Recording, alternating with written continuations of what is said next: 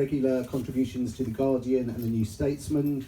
And she's an author of 6 books, I believe, including the fabulous new Bitch Doctrine. And she has been shortlisted for the Orwell Prize. And she's appeared on such TV programmes as Newsnight, Dispatches, and various others. Please welcome the fabulous Laurie Penny.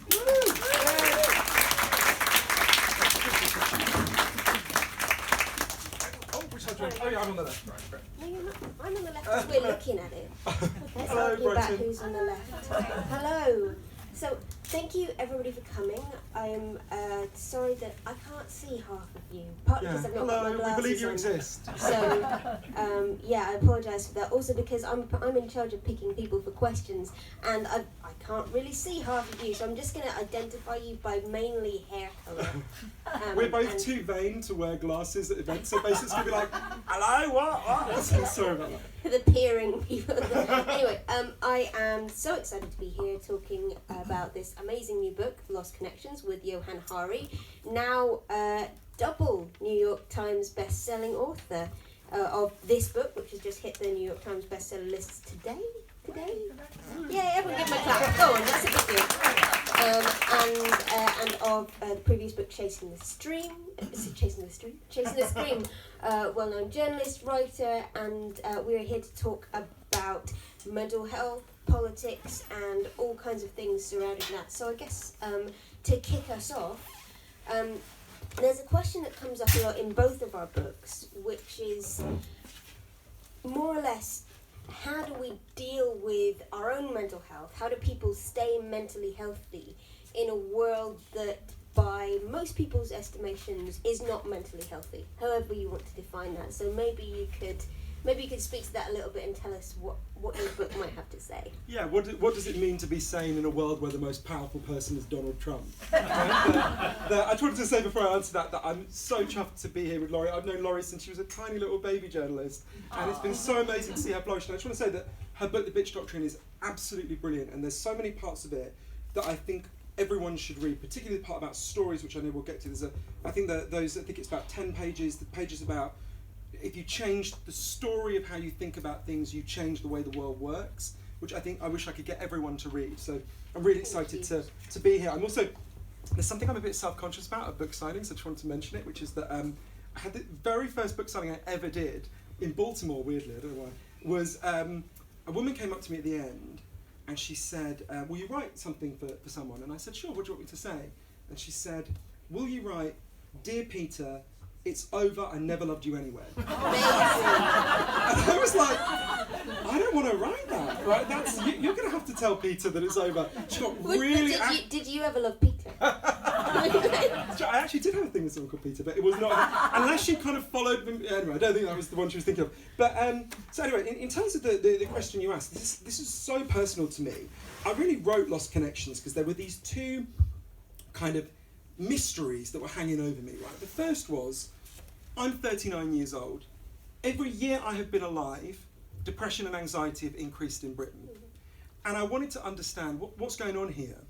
And I felt like there was something lacking in my understanding because when I was a teenager, I'd gone to my doctor and I'd explained, I think Laurie writes so beautifully about her similar experiences, and it's not related to this, but related to teenage distress.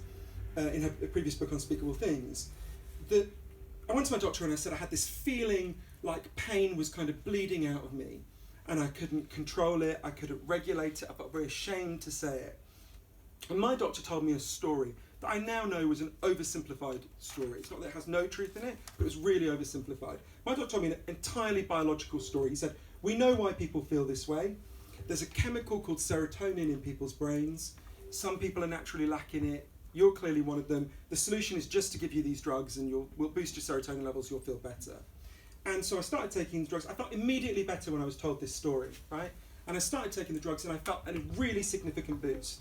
And then this feeling of pain started to come back it was a couple of months later.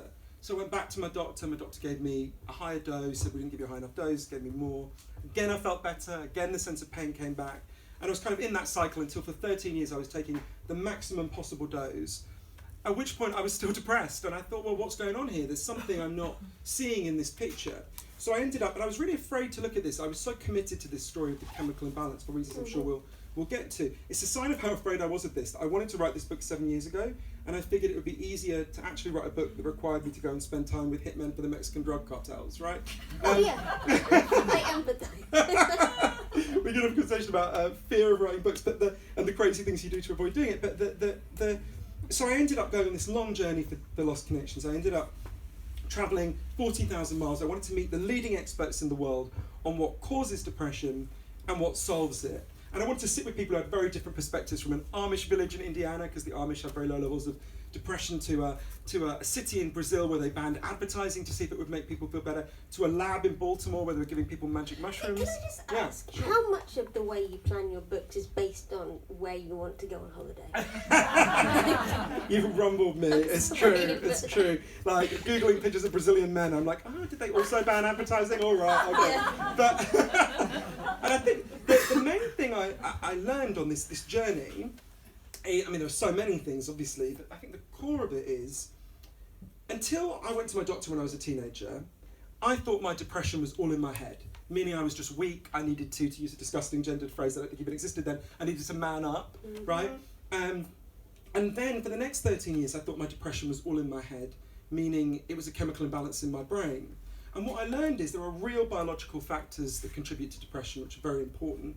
There's real value in some of the chemical assistance that you can give to people. But the core of what's driving up our depression and anxiety crisis is actually not in our heads, it's in the way we're living. The book is partly about the 9 causes of depression and anxiety for which I could find scientific evidence, and how we can actually deal with them. 2 of them are biological, but 7 are factors in the way we live. Right, so this book has been, there's been a lot of discussion of it over the past few weeks, and what's interesting to me when you talk about stories and simplified stories is actually, I mean, having read the book now twice to prepare for this stuff, the story that's being told about this book too is incredibly simplified, because a lot of the reaction to it has been as if you had written a book saying antidepressants are a lie, they don't work for a lot of people, and you should maybe stop taking them.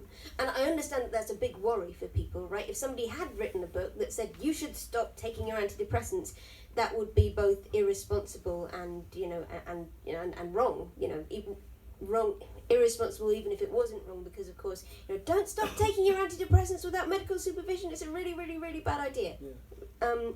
But the actual story you're telling, and the story I'm most interested in, is a more complex one about how biological and social factors interact. Because, I mean, a bit of background about my work is I actually got my start as a mental health journalist on 1 in 4 magazine, and mental health has been something I've followed and researched throughout my career, as well as having experience both as somebody who uses the system and as a carer. And one thing that comes up again and again and again is resistance to looking at social factors, and how things like alienation, isolation, stress at work, poverty go into, make people depressed and anxious. And there are reasons for ignoring social factors that are benign, and there are reasons I found that weren't so benign. And some of the benign reasons is that, well, look, if you're a doctor, if you come to me, I'm your doctor, and you say, Dr. Laurie, I feel terribly, terribly depressed because my job is terrible and, I don't have any friends. Well, I can't prescribe you friends, and I can't prescribe you, I'm sure you have lots of friends, but I can't prescribe you a better job that pays you enough. What I can do is offer you some pills that seem to work. And the other reason, of course, is that we live in a society that is uniquely almost allergic to talking about how social factors, particularly orthodoxies and shibboleths like the work directive, how those might contribute to mental distress and to people feeling really not so good. We have the idea of individual self-sufficiency, beyond just the idea of of things as an individual chemical problem, distress and depression and anxiety as individual problems in the first place. That's a really, really pervasive idea, and I'd love to talk about that more. Yeah, there's so many fascinating things in what you just said. I'm trying to think where to start. So you're right that it's very interesting when you're saying something clearly and people are hearing something else entirely, I think that's always quite, you can approach that with a kind of spirit of anger and be like, oh, why don't people understand what I'm saying? But to me, the more interesting thing is to approach it with a spirit of curiosity about why do people find this hard to absorb? And actually, I don't find it hard to understand why people find it hard to absorb, because I found it incredibly hard to absorb. Partly the story of the book is me being really challenged out of a lot of the things. And you know, when you have a story about your pain, even when that story doesn't work very well, it structures your sense of yourself and how you deal with your distress, right? It's like putting a leash on a wild animal, you know, and when the story is altered, it's like the animal's let off the leash for a while. It's really frightening if you don't understand your pain, and so there's this period of adjustment that's very disconcerting. So to start with a few of the things you said, so there's a very broad scientific consensus that depression has three kinds, and anxiety have three kinds of cause. There are biological causes like your genes, real brain changes that happen when you become depressed. There are psychological causes, how you think about yourself and your place in the world. And then there are social causes, which are how we live together. All three are significantly contributed. Every depressed person has some of those things playing out in their lives, right, to some degree. And so one of the things that was interesting to me is I had been told this exclusively biological story, right? And part of the problem with that is, if you're told that it's just a fault in your brain, firstly, it's not true, but secondly, it cuts you off from understanding why you feel that way. What it tells you is essentially your pain is irrational, right? You're a machine with broken parts. And one of the things I learned that connects a lot, not all, but a lot of the causes of depression that I learned about from these experts is, you know, everyone in this room knows you all have natural physical needs, right? You need food, you need water, you need clean air, you need a certain temperature. If I took those, or range within that, if I took those things away from you, you would be in enormous trouble really quickly, right? There's equally strong evidence that human beings have natural psychological needs, right? You need to feel you belong. You need to feel your life has meaning and purpose. You need to feel that people see you and value you. You need to feel you've got a future that makes sense. And our culture is good at lots of things. I'm glad to be alive today.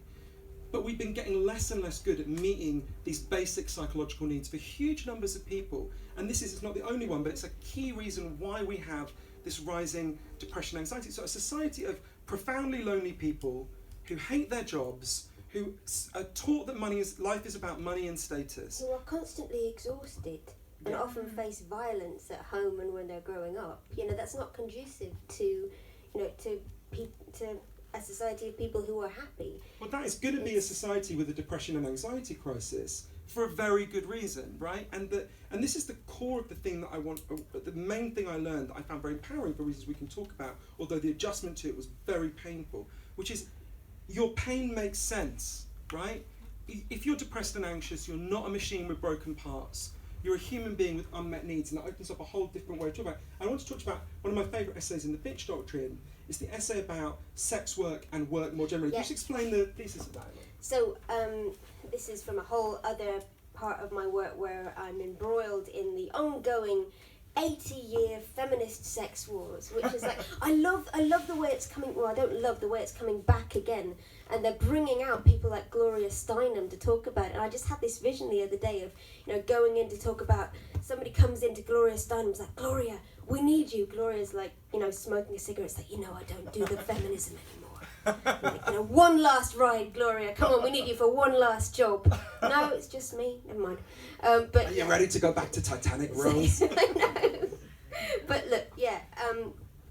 The argument within feminism, the ongoing argument in particular about sex work or prostitution, as some people call it, has been going for years and years and years and years and years between people who think that sex work is by its very nature exploitative and should be banned, and people who think that sex workers deserve protection and agency, and that's a gross oversimplification. Of course, there are people who have written innumerable books and theses about it, and people who work within the industry and with survivors and all of this stuff, but that's basically the two camps. You know, sex work should be legal, sex work should not be legal.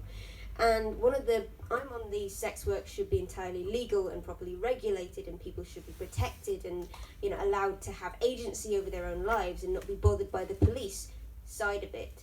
But the most convincing argument for me on the other side is when people say, well, but if people need the money how can you consent to have sex with somebody if it's the case that if you didn't do that, you would go hungry or you'd lose your house? And like, actually, that's a very important point, and I think it's true. You know, it's probably impossible to consent to, for example, having sex with somebody, to fully, properly consent. I'm writing a book about consent, sorry, this is in my brain.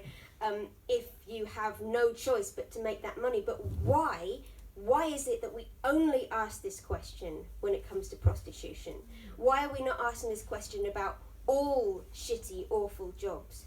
And on the other side, people say, oh, well, sex work is a job like any other, and that's meant to be the end of the conversation. Well, I kept coming back to this idea that what if the sex part of sex work was not the problem? What if work was the problem?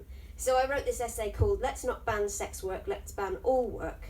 And the internet got quite cross at me, as it usually does. Well, you had this great, you quote Emily Bazelon, who's a very good journalist in the New York Times we both admire. She said, I can't remember the exact phrase, it's saying like, prostitution, profession or oppression. And Laurie says, well, can't it be both? Yeah, absolutely. Right? The idea that work, well, Kathy Weeks is a very important thinker and journalist on this, and she wrote a book called The Problem with Work. And actually a lot of this critical analysis comes out of feminist and Marxist feminist schools of thought. But what Weeks says is, look, we live in a society that valorizes work and treats work as not just an orthodoxy but a system of morality. She's building on the work of thinkers like Max Weber and the Protestant ethic and the spirit of capitalism. But basically the idea is that we think that work is not only the route to mental health, but more and more the definition of mental health. And what if work can, I mean, it's crazy that, sorry to use ableist language, but it is crazy that it's somehow taboo to say, what if not all work is good? What if some jobs are oppressive and make people sad and want to hurt themselves? What if some people would not be better off in work? That's such a taboo thing to say, and it's so simple. Why? I noticed that lots of the people I know who are depressed and anxious, their depression and anxiety focuses around their work, right? So I began by looking at, well, what do we know? Are the people I know unusual? What is actually happening with people's work? Gallup did the most detailed study we have, incredible, more than a year-long study, how people feel about their work. And I always watch, you get a lot of appreciative nods when you summarise this, which is really bleak. So what they found is 13% of us, 13%, basically like our jobs most of the time. 63% of us are what they called sleepwalking through their work, so they don't like it, they don't hate it. 24% of people fucking hate their jobs, right? So you think about that, 87% of people in our culture don't like the thing they're doing most of the time, and that is in fact spreading over more of our lives. The average person answers their first work email at 7:48 a.m. and finishes work at 7:15 p.m. I started to think, could those facts have some relationship to our mental and emotional health? No. Right? Given this is what we spend most of our waking hours doing. So I learned there was this incredible Australian social scientist I went to interview called Michael Marmot, who discovered the core, it's not the only thing, but the core of what causes depression at work. If you go to work and you are controlled, so you have low or no autonomy, you are significantly more likely to become depressed. You're also significantly more likely to die of a heart attack, right? And I think it's related, although I'm going a bit beyond Professor Marmot now, I think it's related to what we were saying about psychological needs. Human beings need to feel our lives are meaningful, right? And if you're controlled all the time, it disrupts your ability to create meaning out of your work.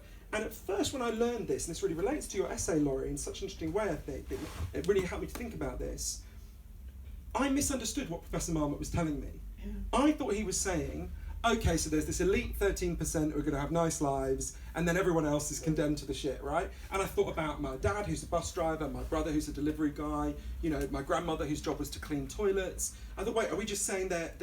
And he said, no, Johann, you don't understand. It's not the work that makes people depressed, it's being controlled at work. And there are ways to deal with that. You write about one of them really interestingly. So one of them is, and it's a very practical model, it's in place in lots of places. In Baltimore, I went and interviewed a woman, amazing person called Meredith Keogh. Meredith used to go to bed every Sunday night, sick with anxiety, right?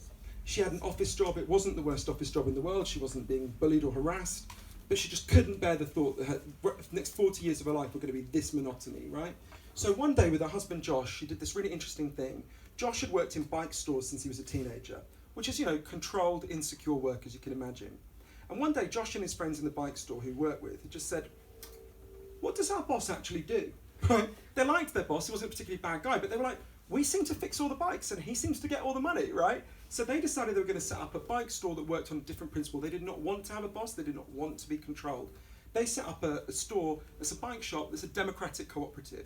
So the way it works is there's no boss, they take all the big decisions together, they share out the good tasks and the shitty tasks, and they of course share the profits. And one thing that was fascinating going spending time there, totally in line with Professor Marmot's findings, is how many of them talked about how depressed they'd been in that previous way of working and were not depressed in this different way of working. Now, it's important to say, it's not like they used to fix bikes and now they're, Beyonce's backing singers, right? They fixed bikes before they fixed bikes now. What they dealt with was the factor that causes depression at work, which is control. And this is, some people hear what I'm saying and think it comes back to a really important point you made. If you argue for a structural social change, so I'm not saying every one of you should quit your job and set up a rival democratic cooperative. Clearly you can't do that. Clearly my closest Brighton, maybe you can. That's true. Yeah, you guys can more than anyone else in the country. But as Josh put it to me in Baltimore Bicycle Works, we could shift every corporation to be a democratic cooperative, right? Think about how many people you know who feel like shit at the moment, who would feel very differently if they knew that tomorrow they were going into a workplace where they set the priorities with their colleagues by voting, where if there has to be a boss, he's accountable to them through voting, not just the other way around. Or she, exactly, but ideally she. That would have a very radical. But what happens is, because we live in such an individualistic culture, if you make a structural critique, and I thought this about myself. When I was a kid, Margaret Thatcher said, "There's no such thing as society. There's only individuals and their families." Right? And I, as you can probably guess, never liked Margaret Thatcher, but I realised how much I internalised that. All that time I was depressed, it never occurred to me there were wider structural reasons why I was depressed. It never occurred to me that there were social factors. So when you come along, you talk about social factors like the fact that 87% of us don't like our work, a lot of people hear, well, you're throwing it back onto me as an individual to fix it rather than how we as a society can fix it. Do you see what I mean? Yeah, I really, really wanted to get to this with you because this is something I see a lot in my political work and in kind of various run-ins with the left. Although one thing I do love the idea. I want to live in the world where going in to have endless voting meetings is something that's, I understand that that's better than a lot of people's stuff, but having hung out on the left for quite a while, like if I never have to go to another process meeting for a couple of years, that'll be fun. Oscar Wilde said the trouble with socialism is the meetings are so long, right?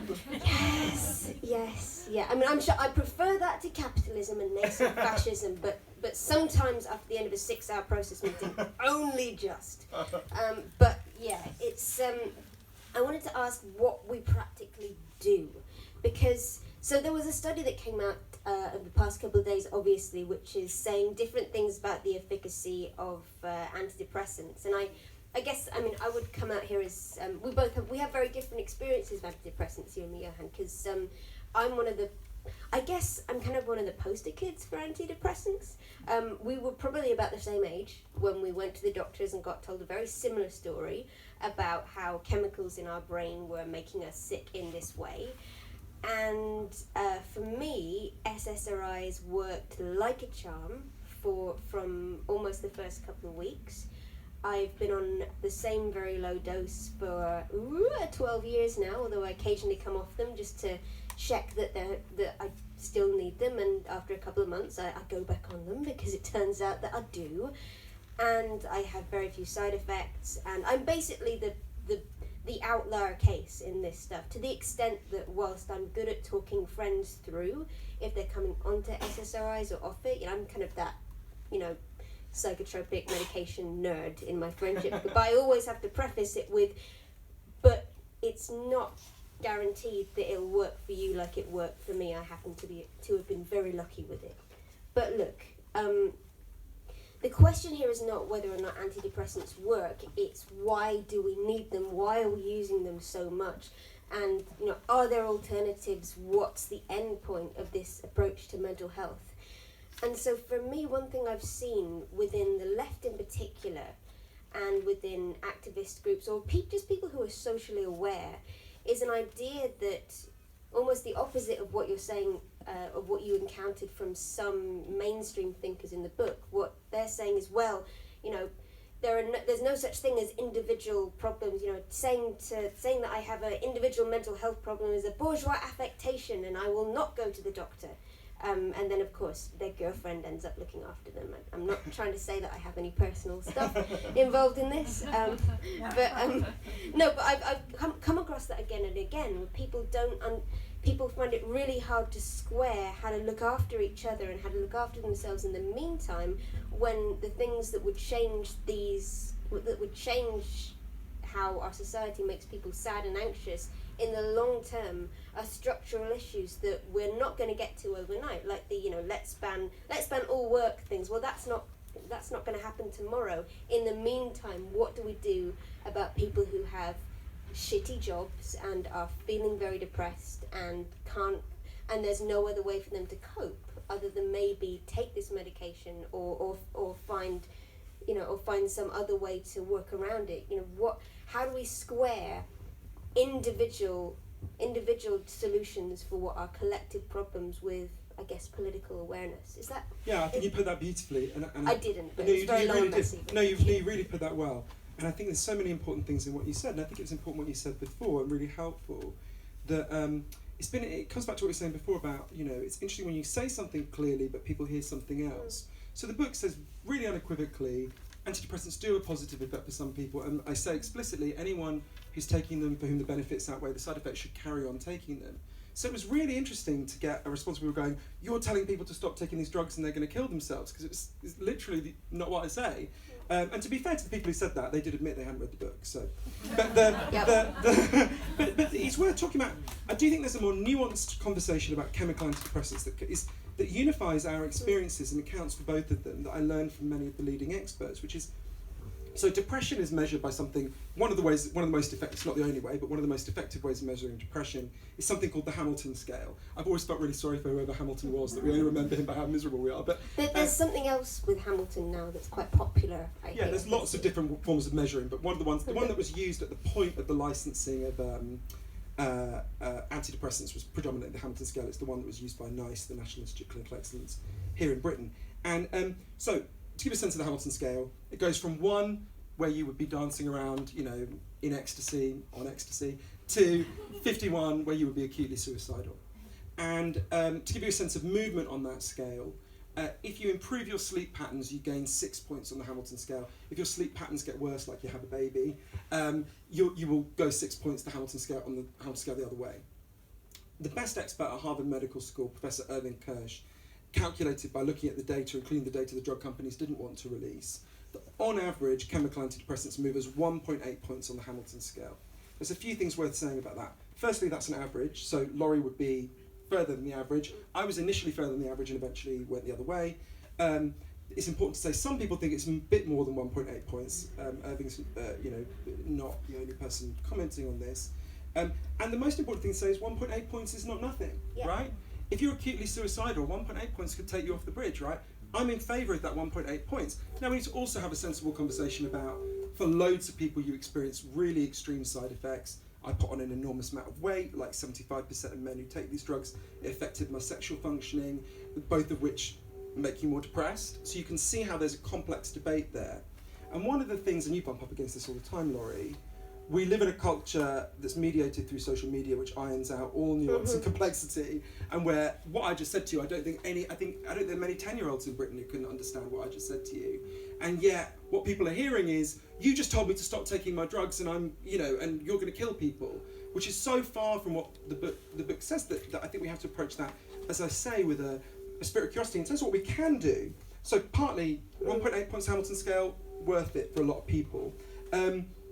There are many, so I go through in the book 7 different kinds of antidepressant that we might want to think about. There's actually, I learned a lot of these things intellectually, and there were a few points and places where this stuff really fell into place for me. One of them was when I went and interviewed a guy called Derek Summerfield, who's a South African psychiatrist. And Derek happened to be in Cambodia when chemical antidepressants were first introduced. And I think it was 2001. And the Cambodian doctors didn't know what these drugs were, right? So they're like, what is it? And he explained, and they said, oh, we don't need them, we've already got antidepressants. And he said, what do you mean? He thought they were going to talk about a herbal remedy, right?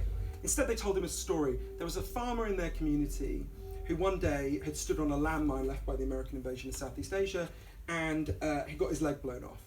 So they gave him an artificial limb. He goes back to work in the fields, but apparently it's extremely painful to work in the fields when you're underwater when you've got an artificial limb. I imagine it's quite traumatic for obvious reasons. Starts to cry all day, doesn't want to get out of bed, classic depression. The doctor said we gave him an antidepressant. Derek said, what was it? They went and sat with him. They listened to him. They understood that his pain made sense, right? It wasn't some irrational malfunction. They figured if they bought him a cow, he could become a dairy farmer. He wouldn't have to be in the situation that was causing him so much distress. They bought him a cow. Within a few weeks, he was fine. They said to Derek, so that's an antidepressant, that cow, right? That's what you mean, right? So we should all get a cow. I would love a cow. They're actually horrible, I hate them. But I had terror as a child of the laughing cow from Laughing Cow Cheese. But what those Cambodian doctors knew absolutely intuitively is what the World Health Organization, the leading medical body in the world, has been trying to tell us for years. Your pain makes sense. It requires social and psychological solutions alongside, of course, the option of chemical solutions for the people for whom it helps. And so I started to think, well, what's the cow for us, right? So I go through these 9 causes of depression and anxiety that are playing out in our lives. I'll give you one very targeted example, because you said, it spoke to you really well. You said this point about people come to their doctor and the doctor can't prescribe friends to them. This is really interesting because I'm not at all critical of doctors. We've given them one lever to, actually, if they tell people an exclusively biological story, then I would be critical of that, because that's not true and it doesn't help people. But actually, I'm not critical of any doctor who gives out chemical antidepressants. Firstly, they do help some people. Secondly, we've only given them one lever to pull. I mean, now they've got a bit of a CBT lever as well. But we've given them very few options, and they are confronted with really distressed people. So one of the heroes of Lost Connections is this amazing doctor called Sam Everington. He's a GP in East London, close to where I lived for a long time, although sadly he was never my doctor. He had loads of people coming to him with depression and anxiety, as you can imagine. And Sam was really uncomfortable, because like me, he's not opposed to chemical antidepressants. He does prescribe them. But he could just see it wasn't solving most of these people's problems. One of their problems was they were really lonely. There's been an explosion of loneliness in our culture. I can talk about that if you want. So Sam decided to do an experiment. A woman came to him called Lisa Cunningham, and Lisa had been shut away in her home for 7 years with crushing anxiety and depression. And Sam said to Lisa, I think it was one of his colleagues, said to Lisa, don't worry, we're going to carry on prescribing you antidepressants, but we're also going to do something else. There was an area behind the doctor's surgery that was known as Dog Shit Alley, which gives you a sense of what it was like, an area of scrubland. And Sam said, what I want you to do is turn up a couple of times a week. I'll turn up as well, and with a group of depressed and anxious people, we're going to turn this into something beautiful. First meeting, Lisa was literally physically sick with anxiety, right? But she meets with the group and they start to do several things. Firstly, they have something to talk about that isn't how terrible they feel, right? Which depressed people are not offered very much. They started to learn how you plant seeds, how you learn the rhythms of the seasons. There's a lot of evidence. Exposure to the natural world is a very powerful antidepressant. They also started to do what human beings do when we get together in groups. They started to solve each other's problems, right? One of the people in the group was sleeping on the bus. Everyone else was outraged. They started lobbying the council to get him housed. They succeeded. It was the first time they'd done something for someone else in years. And they felt great about it. The way Lisa put it to me, as the garden began to bloom, we began to bloom. And there's a study in Norway, a very similar program, found it was more than twice as effective as chemical antidepressants in moving people on the Hamilton scale. I think for obvious reasons, right? It was dealing with the reasons why we were depressed and anxious in the first place. It was the equivalent of the cow. But I was really interested in talking about this, Laurie, as well, in relation to one of the different causes. It was by far the hardest cause for me to write about, and I suspect it's the hardest thing you write about, which is, you had this beautiful line, you were talking about when you had an eating disorder when you were a teenager, and you talk about, you said you wanted to die of shame. Can you tell me, if you feel comfortable, if you don't, it's totally fine, but if you feel comfortable talking about it, tell us a bit about that. Actually, it's related, but there's something before we open for questions that I'd love to get to, which is something that's going on, in the news right now, has been going on for a couple of months, well, almost 6 months, which is the Me Too movement and the Time's Up movement. And mental health kind of comes into everything I write after a while.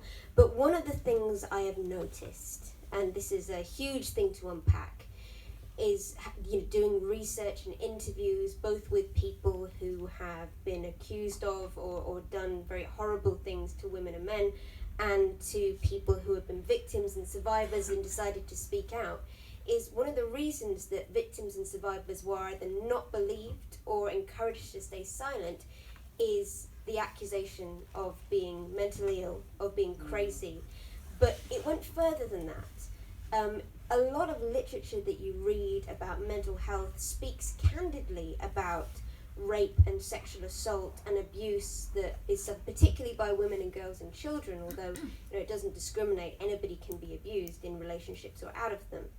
But I find that literature that talks about mental health is one of the only places where you actually see that discussed as a real thing that happens in society. But the answer seems to be, and the answer we've been given for so long, is that this is something you take to your therapist. This is something, the pain of abuse and of misogyny in society is something that you're meant to deal with yourself. If you are raped or assaulted or harassed, if you have to deal with sexism, and this is just one example of how oppression becomes internalized as depression. You're meant to go and deal with that with your doctor. You're meant to go and sort that out by yourself. And one of the things I'm seeing happening in the Me Too movement is an alternative to that idea of trauma as having to be dealt with by the individual, dealing with individual pain. People saying, actually, no, our pain matters. Our pain isn't something that we just have to solve by ourselves. We actually should change the world, and we're going to change the world. And we're going to use that pain to make something different and bring that back to people who've done these abuses and people who have behaved in this awful way. And I find it quite ironic that now it's suddenly the men involved, and particularly the high-profile men, who are saying, "Oh no, we were the ones who were mentally ill the whole time. We're going to go and check into these, fancy mental health treatment places, and and deal with our sickness." I'm just very interested in how mental health is politicized and how that changes, and who is considered the crazy one now. I love that. That's so fascinating, and there's so many things I want to think about in that, but that I need to really process, because I think that's brilliant what you just said. I think one thing that I learned from so many of these experts is, if you can restore meaning to people's pain, that is one of the most powerful things you can ever do. And this is the problem with the chemical imbalance theory, as I was saying before. It tells you your pain is meaningless, right? If it's just a malfunction in your head, it doesn't mean anything. And of course, your biology can make you more sensitive to these things. It's important to stress that your genes can, and so on. But I want to tell, and I'm going to go to a question in a second, just tell a story that I think illustrates that really powerfully, and then I want to ask you something about it, because I think I'm really interested in this. So I can tell you a story. It's going to sound like I'm talking about a whole other subject. Just bear with me for a second, because it led to an incredible breakthrough in depression. In the mid-1980s, a man I got to know, Dr. Vincent Felitti, was asked by Kaiser Permanente, or one of the big medical providers in California, to deal with something that was really screwing with their budgets, right? They had a huge obesity crisis, kept rising every year, and nothing they were working was trying, and they gave Vincent this quite big budget and said, just do blue sky stuff, figure out what the hell we do now, right? So Vincent goes away, and he worked with, I think it was about 350 extremely obese people who weighed more than 300 pounds. And he starts working with them, and one day he has this stupidly simple idea, right? He'd actually been watching the news about hunger strikers in Northern Ireland, and he suddenly thought, it took them quite a long time to die, didn't it? He said, what would happen if these really overweight people, what would happen if they just stopped eating? And we gave them nutritional supplements, we monitored them medically. Would they just live off the fat stores in their body? Would they? So obviously with a lot of supervision, they tried this. And the amazing thing was it worked. A woman who I'm going to call Susan to protect her medical confidentiality went down from being, I think it was 400 pounds to 138 pounds. And then something happened to Susan that no one had anticipated. One day she freaked out, headed to KFC, gorged, she very quickly was back. And I say this as someone who gorged on KFC a lot in my life. There's a time when this KFC shortage would have been a real trauma to me. People kept texting me yesterday going, are you okay, Johann? And Vincent calls Susan in, right, because she very quickly went back to a very dangerous way, not quite where she was before, but dangerous. And he said, Susan, what happened? And she said, I don't know. And he's talking to her, and he said, well, tell me about the day. The day it happened, something had happened to her that hadn't happened to her ever when she was obese. A man hit on her, and it really frightened her. And then Vincent, in a further conversation, said to her, tell me about when you started to put on weight. It was actually, I think, when she was 11. And he said, well, did anything happen when you were 11 that didn't happen when you were 10 or when you were 14? She said, well, yeah, that's when my grandfather started to rape me. Vincent discovered that 55% of the obese women in this program had been sexually assaulted as children or as younger women, not just as children, and they'd put on their weight afterwards. This thing that seemed like an irrational pathology, right, obesity, was actually performing a really important role. Susan said to him, overweight is overlooked, and that's what I need to be. Now, where this led to a breakthrough in depression is this was a relatively small group. Vincent thought, my God, is this thing just weird going on in this group? So he got funding from the CDC, the Centre for Disease Control, to do a really big piece of research. Everyone who came to Kaiser Permanente for healthcare of any kind, equivalent of an NHS hospital, got given questionnaire. It asked them, did any of these bad things happen to you when you were a kid? You know, neglect, sexual abuse, physical abuse. And then it asked them, have you had any of these problems as an adult? Suicide attempts, obesity. At the last moment they added depression, right? Addiction, other things. What they found was absolutely extraordinary. For every category of childhood trauma you experienced, you were radically more likely to become depressed. If you had experienced 6 categories of childhood trauma, you were 3,100% more likely to attempt suicide as an adult. But what happened, and the reason I found this really difficult to write about, and I find it quite challenging to talk about, but I make myself do it because of the next bit of this research, I knew for a long time the chemical imbalance theory wasn't enough, right? I'm not a stupid person. I knew that it couldn't be that, you know, there's a big increase in depression in 2008 after the crash, right? I knew that wasn't just all of our brains spontaneously malfunctioning, right? One of the reasons I stayed with the chemical imbalance theory longer than I should have, and promoted it in the things I wrote, is that I had experienced some very extreme acts. When I was a kid, my mother had been very ill, my dad was in a different country, and from an adult in my life, I experienced some very extreme acts of abuse. And I didn't want to think about that, I didn't want to think it had any power over me, I didn't want to think that played out in my life. Now, one of the reasons why I went to see Vincent in San Diego, and one of the reasons I stayed and kept talking to him, was because at the next bit of research he did, and then I'm really interested in asking you about this, Laurie. So, everyone who indicated on the form that they'd experienced, bear in mind, everyone who came to Kaiser Permanente, whether it was a headache, broken leg, anything, had been given this questionnaire. Next time they went to their doctor, the doctor was told to say to them, I see that when you were a child, you were sexually abused, or whatever the nature of the abuse was. I'm really sorry that happened to you. That shouldn't have happened. Would you like to talk about it? A lot of people didn't want to talk about it. A lot of people did. The average conversation was 5 minutes long, right? And then at the end of it, the doctor said, I can refer you to a therapist to talk more if you want. Just that 5-minute conversation of an authority figure saying this should never have happened, and I'm really sorry it happened, led to a really significant fall in depression and anxiety, right? Shame poisons you. During the AIDS crisis, openly gay men died on average 2 years later than closeted gay men, even when they got healthcare at the same time, right? Shame, Professor James Pennebaker has done amazing research on this. Shame destroys you. And one woman a woman in her 80s wrote to one of the doctors after this, who she'd been sexually abused as a child. She said, I'm so glad you asked. I thought I was going to die and no one would ever know.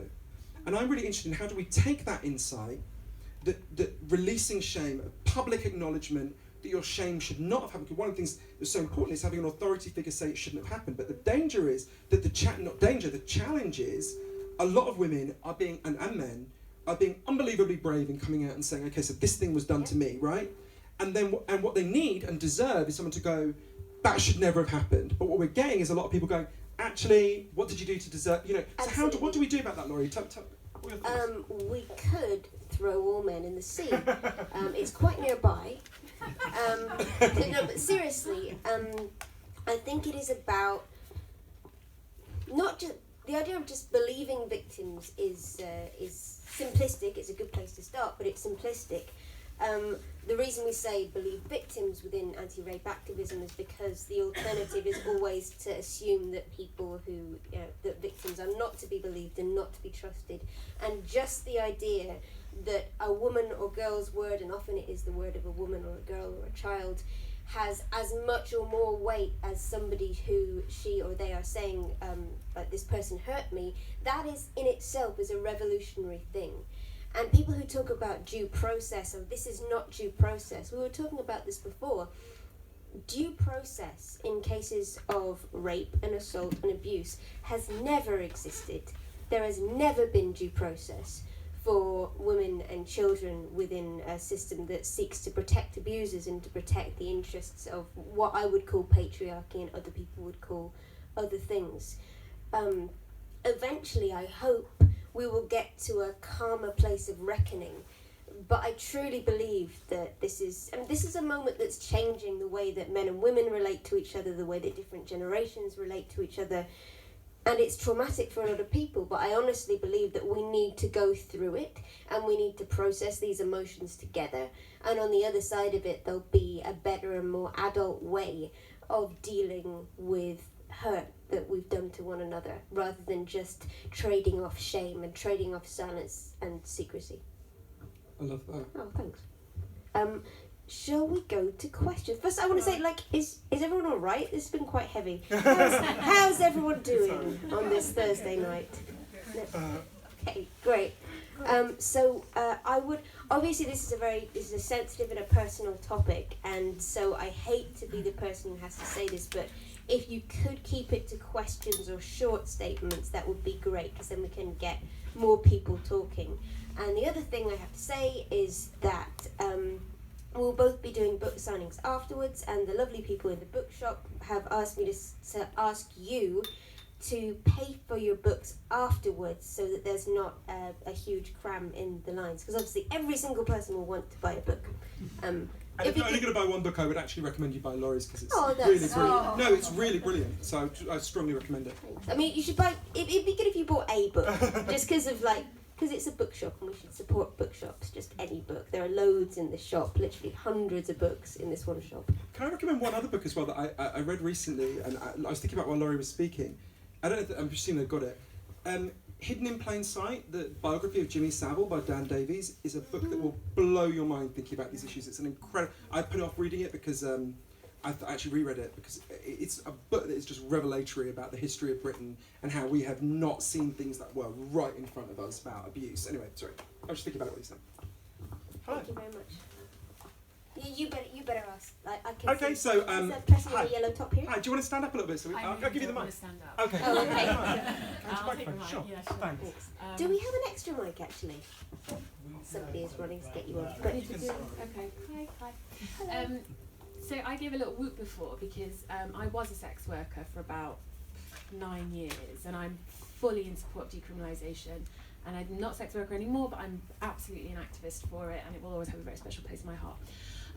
Also, big fan of your work, followed you for about 10 years, read your book, finished it yesterday, thought it was amazing. Oh, thank you. And then, so what I sort of wanted to ask was, in relation to the comment that was brought up before, being a sex worker for as long as I have, and worked all over the UK, met thousands of sex workers, every single last one of them had some kind of mental health issue, whether it was body dysmorphia, an eating disorder, anxiety, insomnia, depression, every single one of them. And it came from fear of being arrested, fear of being beaten up, fear of rape, social stigma, isolation, fear of not earning any money, fear my partner's going to take my kids away from me. The attitude we have towards men means a lot of us are in abusive relationships. The attitude towards our body means a lot of us don't eat properly. Weird hours means a lot of us don't sleep. I mean, it is built into the job that we are fucked up, and it's why a lot of sex workers have drug and alcohol dependency issues, and the ones that don't have drug and alcohol dependency issues, and that we self-medicate with SSRIs or with our own issues. Every one of us, right? And I hate saying it, every one of us. And so what I wanted to ask was, when I read your book, a few things stuck out to me. What helped me was having an allotment and getting to grips with nature, being in a netball team and connecting with women outside my industry that I felt could add value to my life, therapy and talking. But as someone that writes politically on sex work, and as someone that talks about it in a more sort of socio-psychological sort of way, this real issue, and another thing that was an issue for me in sex work was I'd been a feminist my entire life. I did my master's in feminism, and feminism turned its back on me, and I felt like they didn't want me anymore. And so this very small but very real existing group in society who are so battered and beaten at every single turn, no matter what privileges we bring to, because you can see I'm white, I'm English, I'm middle class, I'm educated, I'm the more privileged one. What help and what do you think needs to change in society, because it is society, do you think, to help this group of people that really, I think, need help from the bottom up and from the top down? Would you like to take it? All right. Thank you very much for sharing that. And sorry, having said like you must keep it short, I was like, oh no, go on. Thank you for sharing that. For me, look, I am not, nor have I ever been a sex worker. I know lots of people who do and have done sex work, so it's not fundamentally my job to say what would make sex workers' lives better, but from what I've been told and from the reading and research I've done, like the number one thing that every feminist I know, almost everyone seems to agree on, is legal protections for people who engage in sex work, because like you're saying, the anxiety about being arrested, being harassed on the job is something that nobody needs it, and bringing sex work into a place where people who face, either abuse or violence on the job, or just, having their earnings taken away, which is if you're a sex worker and you're the victim of a crime, it's very, very hard to go to the police. Making things like that easier would be a really good start. And again, it's important to talk about stuff like this as a social problem, as a problem with economic, social, legal, and biosocial aspects, biopolitical aspects, I guess you'd say. But yeah, I think like your comment is just underlying how much of a huge issue this is. And when you were saying, oh, all of us are messed up, and that's partly the nature of the job, and it's not the fact, correct me if I'm wrong, but it's not simply the fact that the job is intimate and sexual in nature. It's about nothing to do with it. That it exists in this legal grey area, and there is such social stigma around it. Yeah. Have I got that right? Yeah, I would say that it's no more intimate than a nurse or a carer or a massage therapist. It's not that you're doing that. It's because of the social stigma. It means a lot of clients think they can do this, and the police think they can do that. Feminists think they can do this. Other people think they can say that. Other mothers don't want their kids playing with your kids, and and I would say it's the social issues that you talk about a lot in your book. I've got a hunch about this, but I want to stress, compared to a lot of the other things I'm saying, it's a hunch. It's not. I don't have any evidence for this. But there was this experiment that was done in Canada in the 1970s that I think would really help in this situation. And I think it's one of the most powerful antidepressants we have. So the Canadian government chose a town, it appears to have genuinely been at random, a town called Dauphin, which is in Manitoba.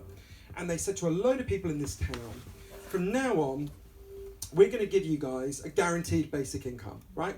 They said nothing you have to do in return for it, and there's nothing you can do that means we'll take it away. It was the equivalent of about £12,000 in British money today, right? So like, not a huge amount of money, but you could live on 12 grand and you wouldn't be homeless and you wouldn't be destitute, right?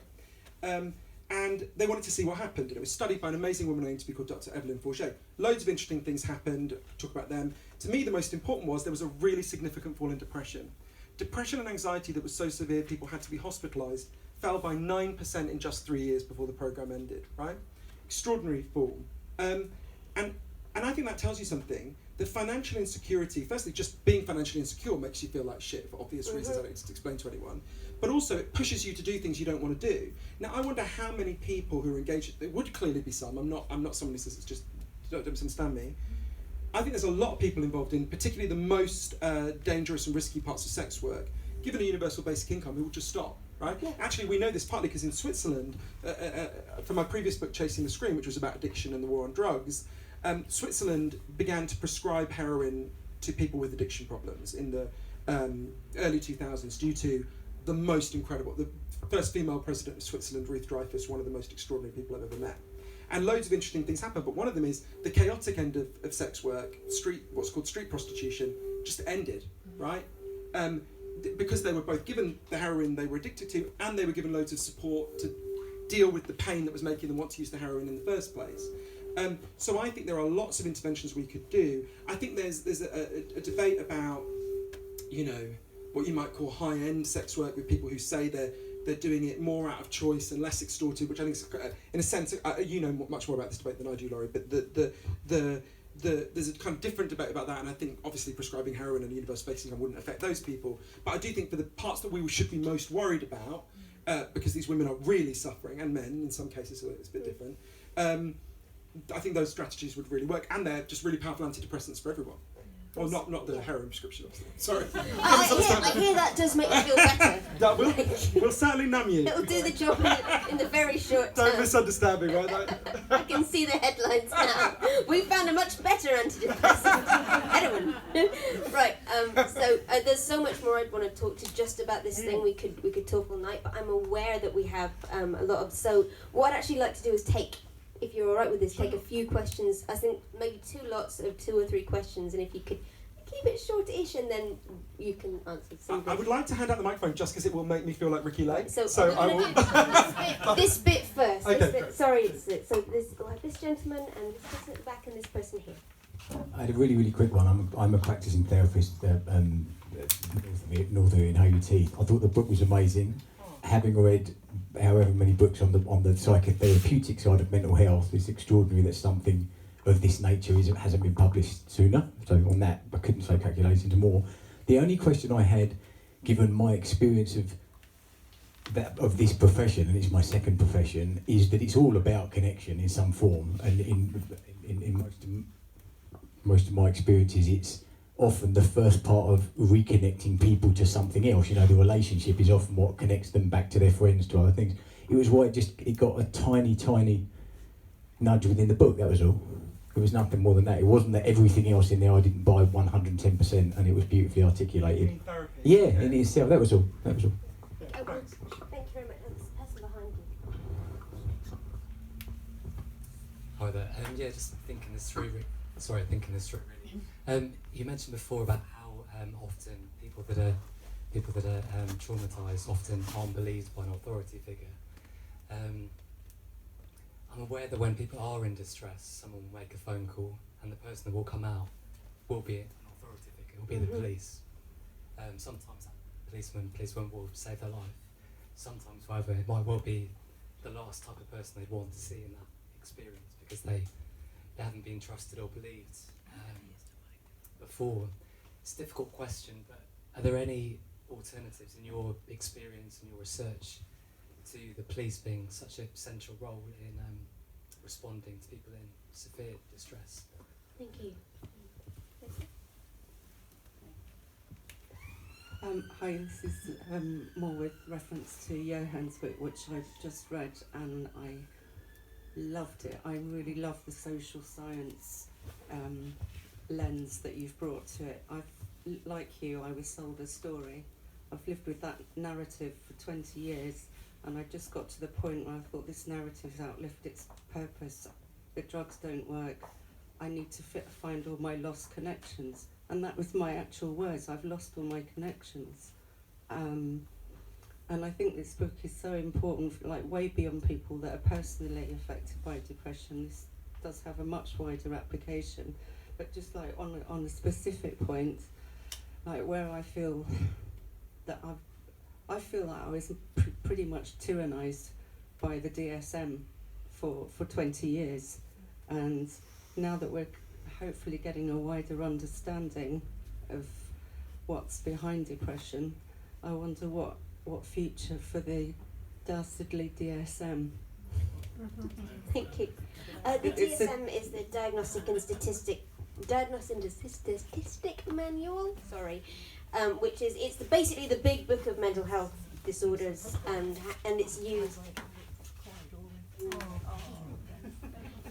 It's the book people use to diagnose mental health disorders, and it changes all the time. For example, I believe in early editions of the DSM, homosexuality was until in 1972, there. Yeah, in the first editions that was in there. That's been taken out. Things get added and taken out all the time. So it's political as well as scientific. And it also has big implications for insurers. If you're In the American US, yes. system and you have to pay health insurance, what the DSM says is wrong with you can affect your insurance. Yeah, if you have it's a pre-existing condition. So It's so interesting.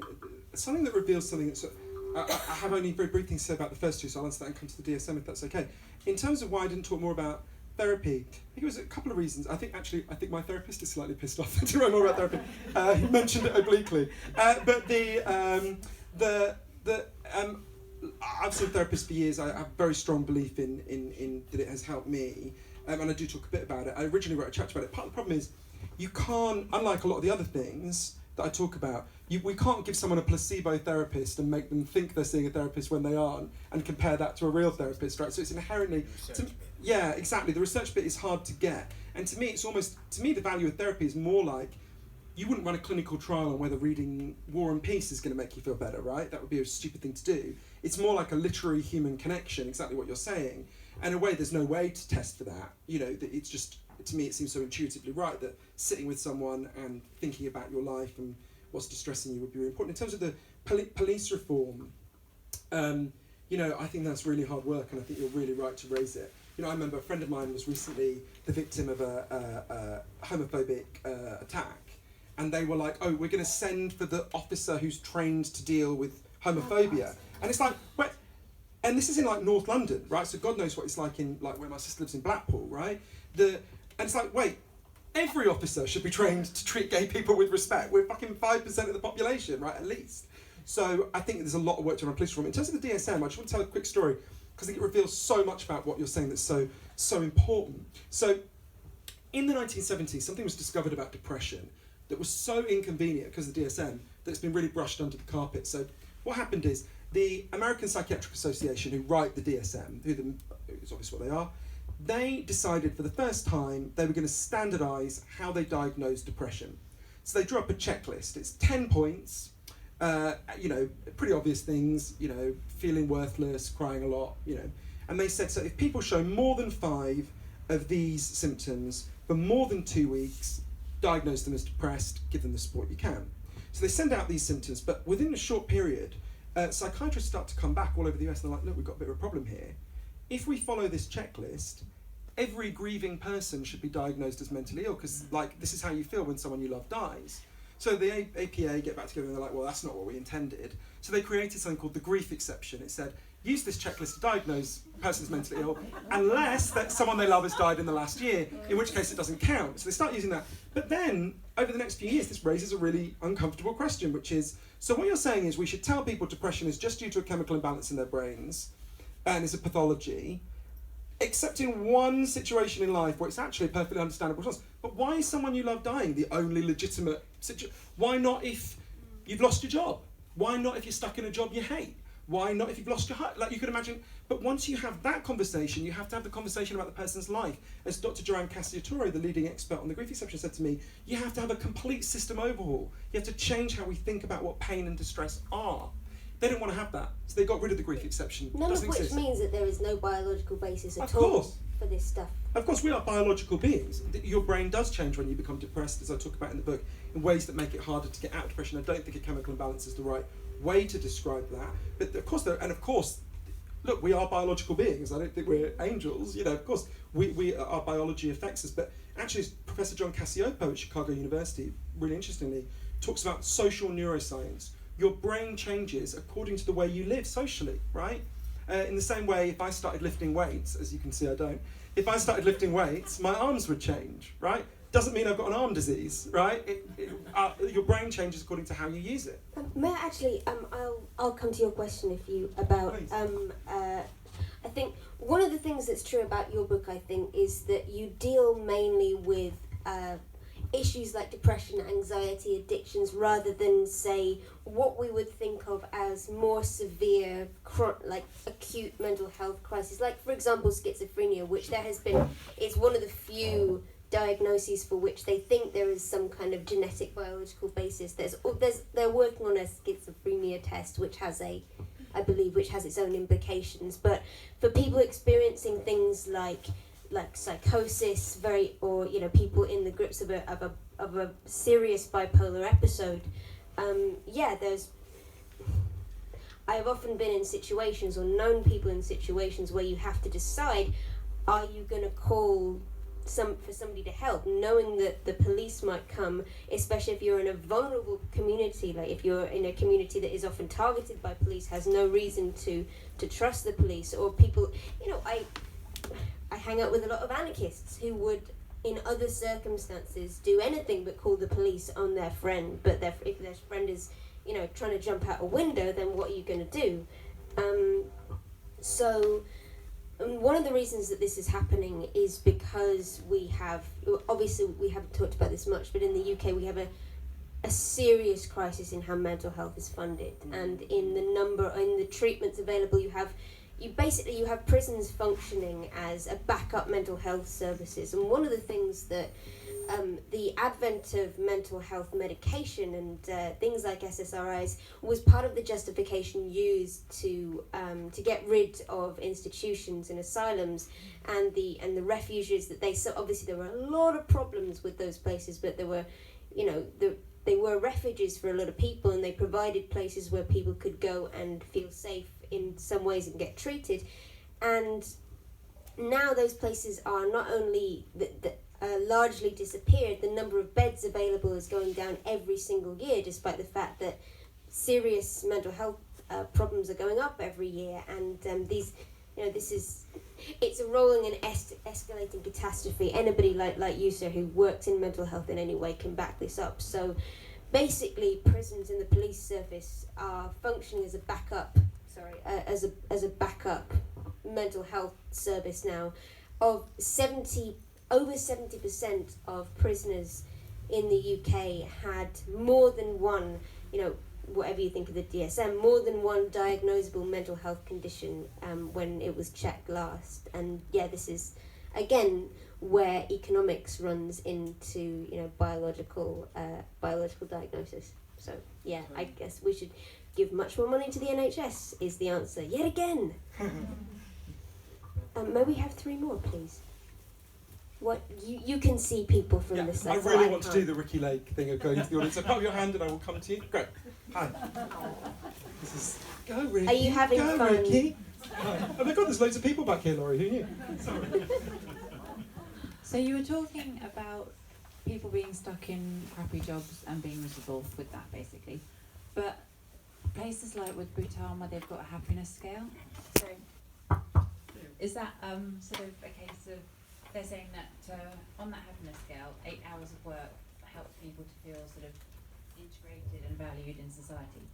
But do you think social media and sort of X Factor, that kind of thing, maybe people all want to be superstars in their own world, so that's maybe having more of an effect, a mental health effect, because everyone wants to be sort of like the shining light and the superstar, rather than realising the value of, everybody in society has a value, and sort of regarding sort of someone that sweeps streets or does a sort of more menial job has just as much value, basically.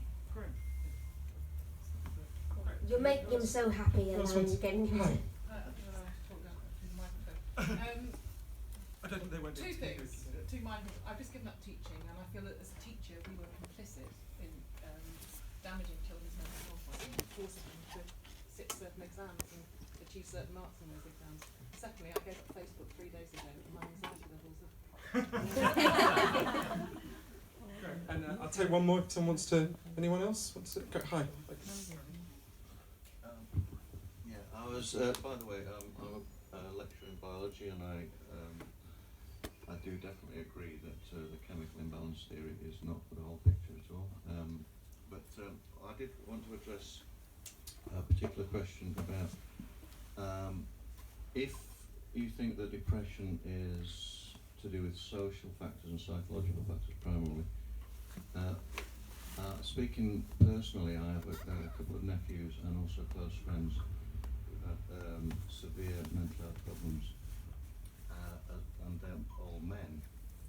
And I was wondering how you account for the fact that about 80% of suicides are male. Is there something that's not been addressed? Okay, great. So, now I get to talk while walking with the microphone, which is one of my dreams. Let me just write it down because I'm going to forget. So, social media, children. Social media, exams, Facebook, part of social media, and men. Great. Okay, do you want to do men, Laurie? That's a question I wasn't expecting to ask. Always. So yeah, the figure of 80% of, I think it's contested how many quote unquote successful suicides are by men and boys.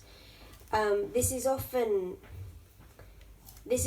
put to me, and often what I find very interesting is often when I write about women's pain and what women experience and what women and queer people experience, people will reply to me, for example, online, but 80% of suicides are men, as if it's some kind of competition. And I find that very, very interesting, how the pain of men and women in particular is sort of set against each other. And one of the things that's not often known is that women attempt suicide twice as much as men do. Often some part of the difference they think, they're not sure, is because of different methods used. And I'm trying not to get into too difficult territory, but in the US, for example, men are more likely to use guns, which is a pretty fail-safe way. Fortunately, we don't have that problem as much in this country. But the idea, there is obviously, one of the things that I picked up, I was thinking about why this comes up so much when we're talking about gender or mental health, in that there is something clearly about gender, about the experience of being male or being female or anything else, that is painful in society. And there is something about gender right now that doesn't work for us. And I think the way that a lot of women experience mental health problems is gendered, and the way that men experience mental health problems is gendered as well. There is a lot of literature about how men find it more difficult to seek help until a much more critical stage. But there are all kinds of reasons why men are feeling bad right now, and I think one of the questions is not just what we do about it, but how we understand what that's used for. Sorry, let me think of a better way of phrasing it.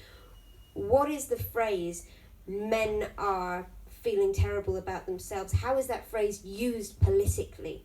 Because one of the things that does worry me, and I feel terrible about the men who are spoken for in this way, one of the things that worries me is when I see people arguing that we should make different policy decisions and we shouldn't talk as much about women's rights or anti-racism or LGBT rights because it makes white men feel bad about themselves.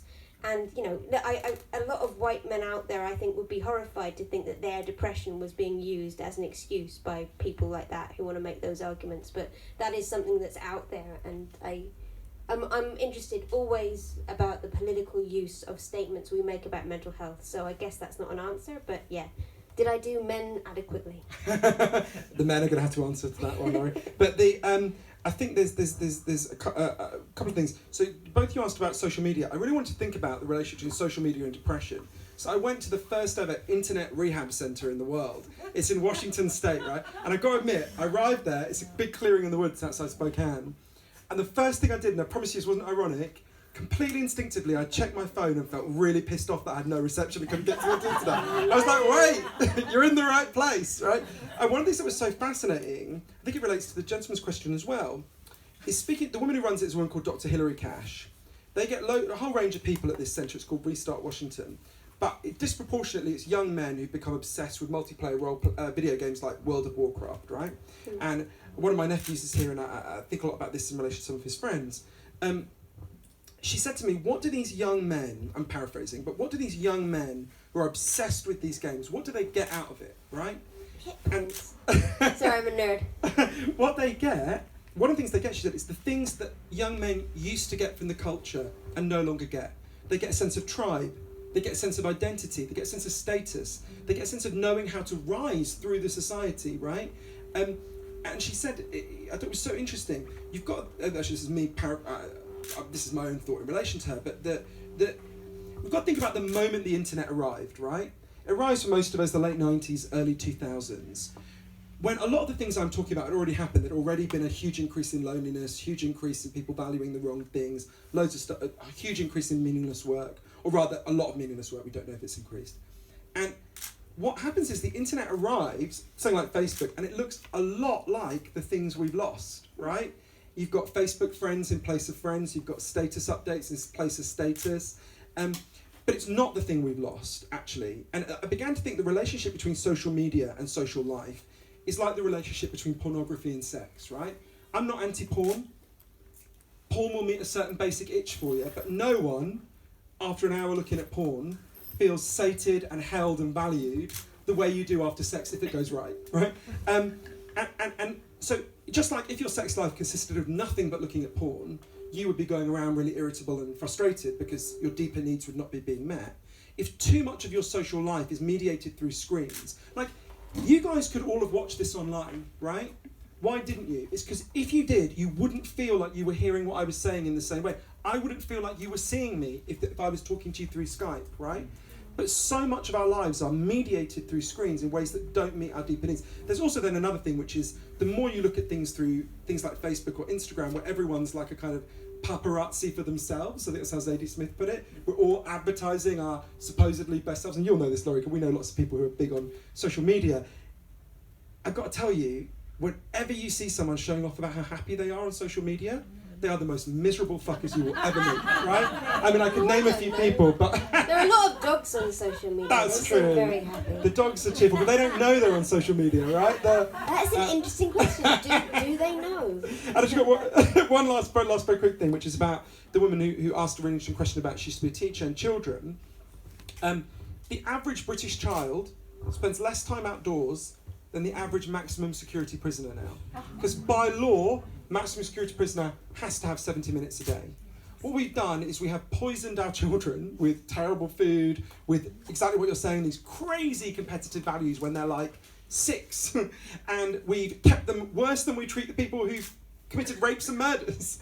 And then we're surprised that they are, I mean, the miracle to me is that they're also, like my nephew's friends are all so lovely, right? Given how we've treated them, given we've raised them. We are the first tribalist society to try to raise children.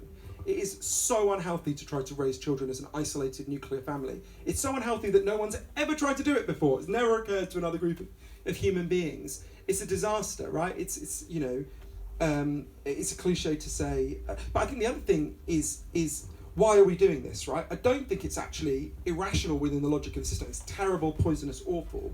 But actually, like we were saying before, if 87% of people are going to not like their jobs, what you need, there's someone said, every school has 2 curricula. There's the official curriculum, like geography, history, whatever, and then there's the hidden curriculum, which is what are the values the society wants to inculcate in its children.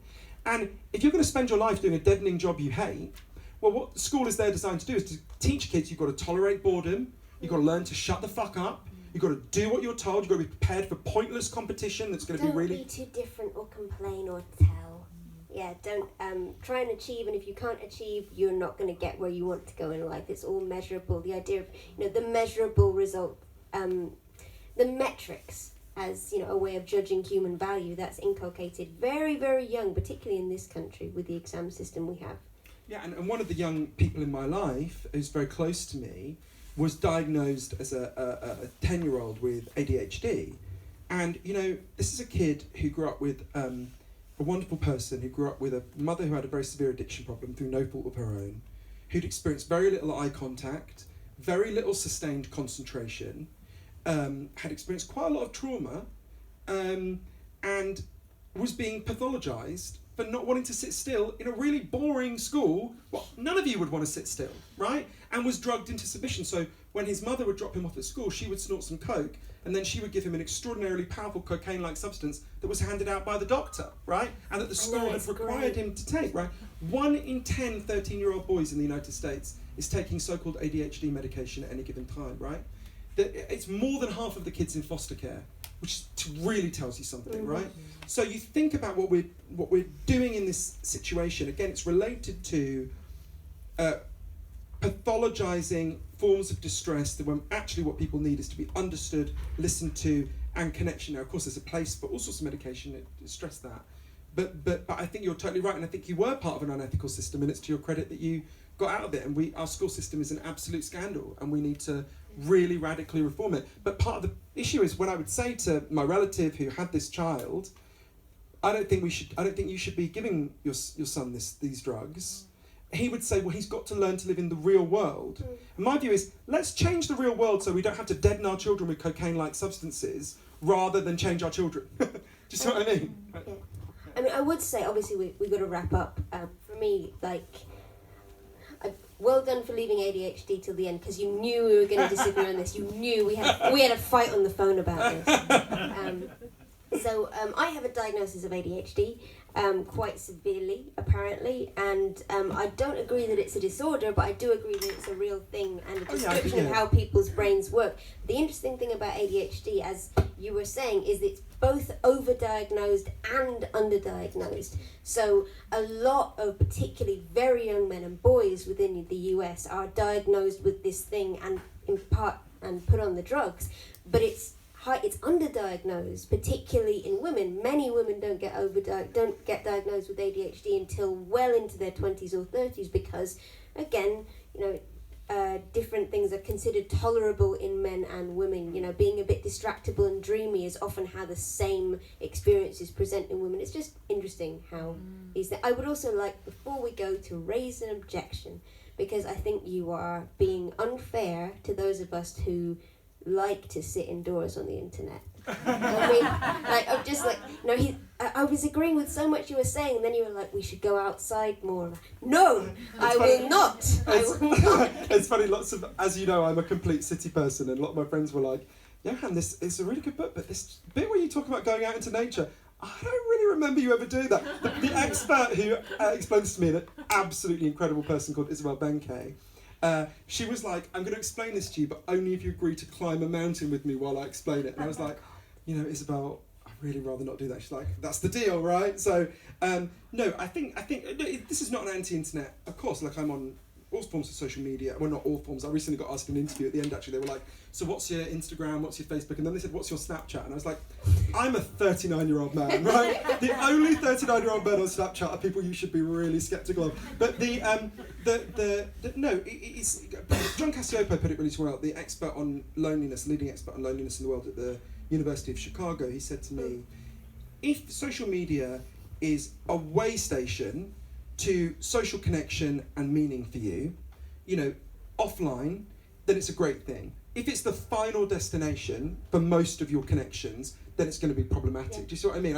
Would you agree with that, Laurie? Yeah, absolutely. I've just moved to a new town, and Facebook is currently helping me find people in Brighton, exactly. But it's not the same. It's everything like this is nuanced, and I have a close friend whose brother is somebody who lives in his parents' basement and spends all of his time playing video games and is not a misogynist or a member of a Nazi party. And he made it was just the sweetest post I've ever read the other day. He's a really, really nice guy, my friend's brother. And he just said, I just really want to say, to all these people, can you stop? Because you're giving us a bad name, us being the people who live in our parents' basements and like to play video games and are nonetheless quite nice people.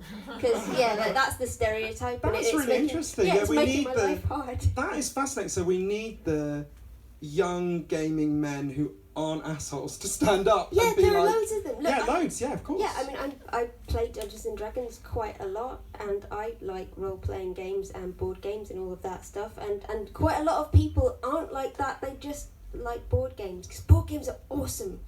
That's so interesting. Just as the last thing I thought on that is that, my previous book, Chasing the Scream, is about addiction, and the core. I don't have a board game problem. the core of addiction is about not wanting to be present in your life because your life is too painful a place to be, right? That's the absolute heart of addiction.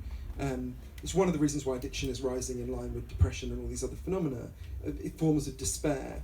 And so I think when you see these obsessions with video games, and I stress I actually stopped playing video games when I was 19 because I find them so compelling, and and because I still have dreams where I'm playing Bubble Bobble and Mario Kart, and my nephew occasionally tries to coax me back into playing them, and I refuse. But where it becomes problematic is if you're doing it to avoid presence rather than to gain enjoyment, and the reason why people are trying to avoid being present is because their psychological needs are not being met by the culture.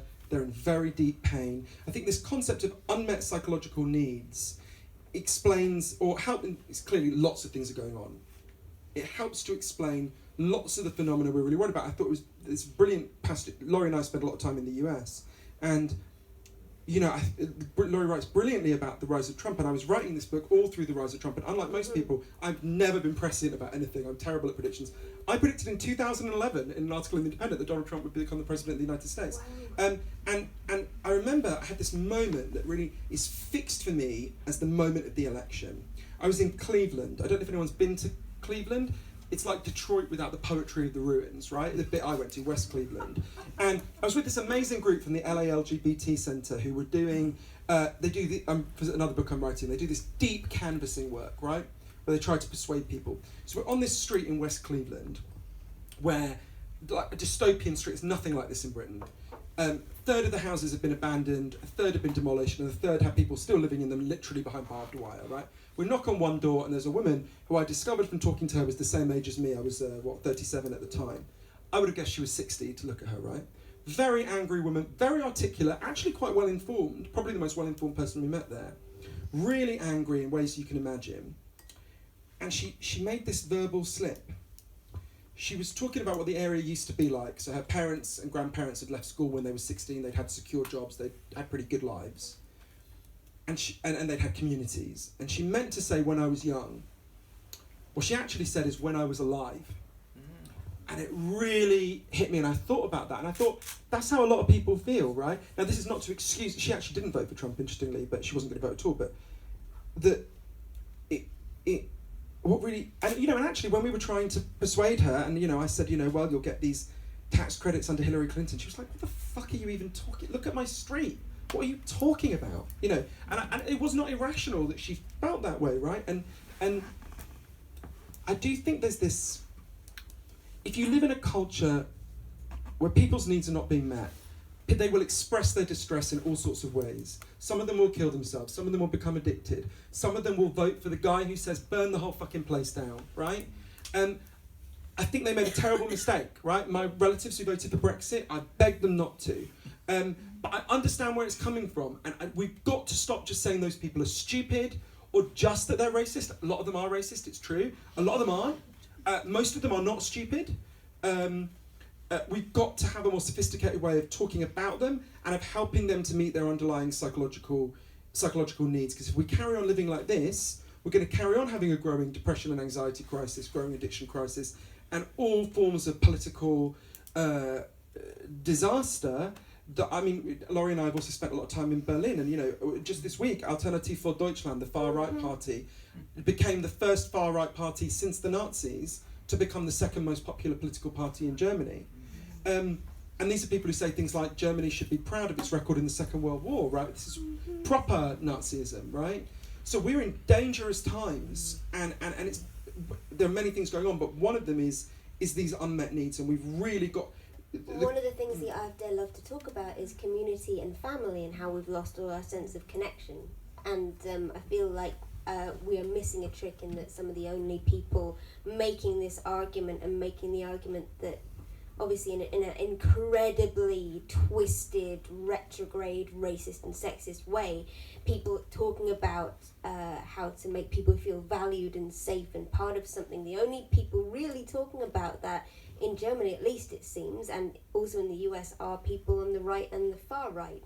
And we haven't talked about Brexit yet, and look, we're out of time. Can I just say one last very quick last thought, because it's true, the only people who use the word home in politics are environmentalists, and you guys should all be really proud of voting for Caroline Lucas, who's the best MP in the world, but all the far right. And I just as a very last thought then, I remember I was in Berlin, and I covered at the heart of the book is this incredible protest movement that I covered that happened in a very poor housing project in the heart of Kreuzberg. And a woman said something to me there that really stayed with me. So it was a very isolated, atomised housing project, and they came together to protest because someone was about to kill themselves, so they were going to be evicted. And they fought together as a group to get their rents frozen. And it's an incredible story of what happened next. But one of the women there, Neriman, said something to me I'll never forget. She grew up in Turkey in a village. And when she grew up in Turkey, she called her whole village home. And she came to the West, and she learned that what you are meant to call home here is your four walls, right? And then this protest happened, and she said, this whole place and all these people became my home. And she realised that in some very meaningful sense, in the Western world, we are homeless. Because our sense of home is not big enough to meet our sense of belonging. The brilliant Bosnian novelist Alexander Heyman said, home is where people notice when you're not there. How many people notice when you're not there? It's not enough to meet your sense of belonging for most of us. And we've got to really work it. We can't concede the politics of belonging and home to the far right, right? This belongs to every person in this room. We all are lacking a sense of belonging, and we need to rebuild it in a way that's not about keep out the non-white people, or we've really got to talk about this, and it's got to become much more part of our politics, and Laurie does a really good job of that. Thank you very, very much. Right. Thank you for guys coming. for sitting through some heavy stuff. Thank you for Waterstone. Oh, reminder, if you'd like to get a book signed, get the book signed first and then go buy it downstairs. And buy Laurie's book. Oh, thank you.